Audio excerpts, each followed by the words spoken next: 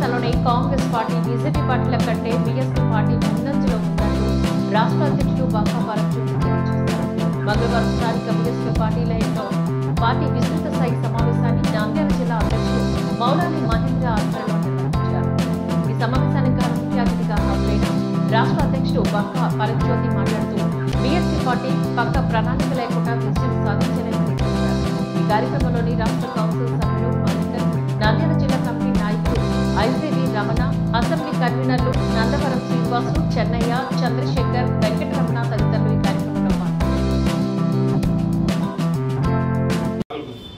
ఆ స్థాయిలో మనం ఈ పార్టీని తీసుకెళ్లాలంటే ఆ పార్టీని అనుసరించే పద్ధతులు ఏంటి, ఆ పార్టీని ఏ విధంగా మనం అధిగమించాలా, మరి దానికోసం మనం ఏం చేయాలనేటువంటి విషయాన్ని ఈ రోజు మనం ఆలోచించాల్సిన అవసరం ఉంది. ఎందుకంటే నిన్నగాక మొన్నే చూశారు, మరి సుప్రీంకోర్టు ఒక తీర్పు ఇచ్చింది.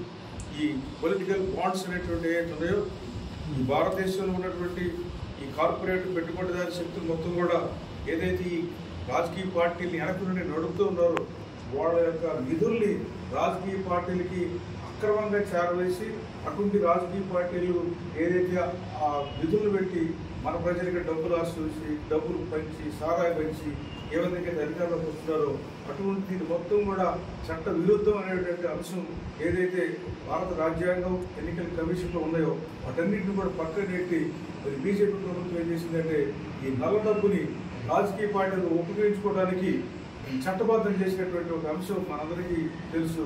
అదే పొలిటికల్ బాండ్స్. ఈ పొలిటికల్ బాండ్స్ ద్వారా మరి బీజేపీ పార్టీ దాదాపుగా 7,000 కోట్ల రూపాయల ధనాన్ని పార్టీ యొక్క నిధిగా సేకరించింది. ఎక్కడి నుంచి వచ్చిందో తెలియదు, ఎవరు ఇచ్చారో తెలియదు. ఇదంతా నల్లధనం. దీన్ని నల్లధనంగా వచ్చిన దాన్ని ఎన్నికల్లో దర్జాగా ఖర్చు పెట్టడానికి ఈ రోజున అటువంటి చట్టాలు చేసినటువంటి పరిస్థితుల్లో మరి ఎవరు ఏం చేయలేని పరిస్థితుల్లో కేవలం సుప్రీంకోర్టు మాత్రం ఇంతగా మొన్న దాన్ని కొట్టేసింది. పొలిటికల్ బాండ్స్ అనేటువంటి ఇది అప్రజాస్వామ్యం, ఇది అనైతికం అని చెప్పేసి తీర్పు ఇవ్వడం కూడా జరిగింది. ఎందుకు చెప్తున్నారంటే ఈ రోజున మరి కొన్ని వేల కోట్ల రూపాయలు డబ్బులు డబ్బులతో తొలదొక్కుతున్నటువంటి జాతీయ పార్టీలకి పోటీగా మరి మరో బహుజన సమాజ్ పార్టీ ఈ రోజున అధికారంలో